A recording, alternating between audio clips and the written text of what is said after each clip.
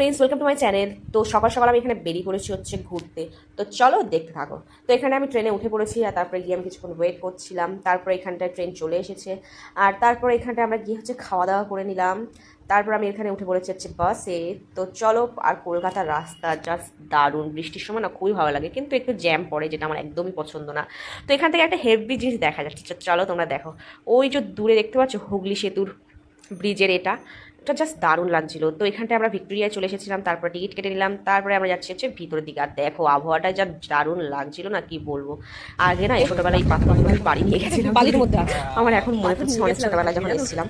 তো এখানটা আমরা যাচ্ছি, আর টিপ টিপ করে বৃষ্টি পড়ছে, জাস্ট দারুণ দেখতে লাগছিল। আর এখানে প্রচুর মানুষ এসেছে ঘুরতে, প্রচুর প্রচুর। আর এখানে না আমরা নেপালিয়ান, চাইনিজ, মানে ইংরেজদেরকেও দেখেছি, তারাও এসেছিলো। আর তারা খুব ভালোভাবে খুঁতি খুঁতি সব কিছু দেখছিলো, বলতে গেলে আমার ভিডিও কল করে অন্যদেরকে দেখাচ্ছেও। তো এখানে আমরা ভিতরের দিকে যাচ্ছি। তো ওই যে দেখতে পাচ্ছ সামনে, সেটা হচ্ছে নেপালিয়ান। আর এখানে অনেক ছেলেপুলে আছে যারা ফটোশ্যুট করতে এসছে।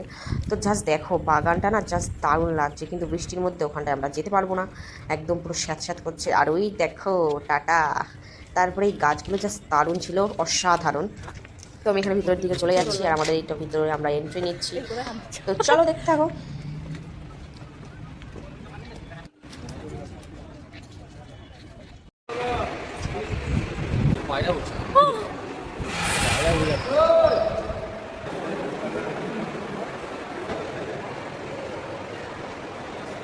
কি অবস্থা? কত সালে হয়েছিল?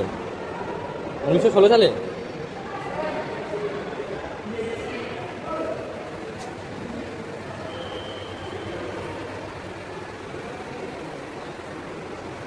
লাল পোশাক।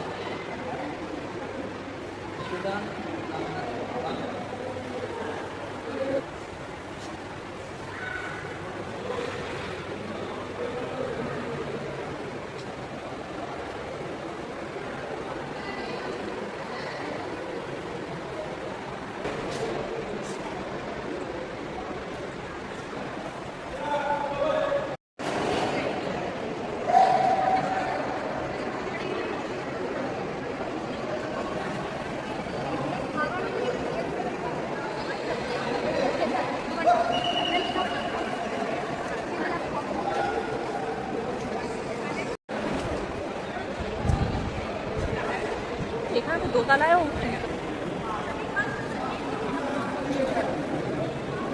এটা কি? নকশা, পলাতির যুদ্ধক্ষেত্রের প্রতিরূপ। ওই যে গ্রাম। এরপরে আর কি কি দেখলাম সেটা তোমরা নেক্সট পার্টে দেখতে পাবে। তো ভিডিওটা ভালো লাগলে অবশ্যই লাইক, কমেন্ট, শেয়ার করে দিও। তো টাটা।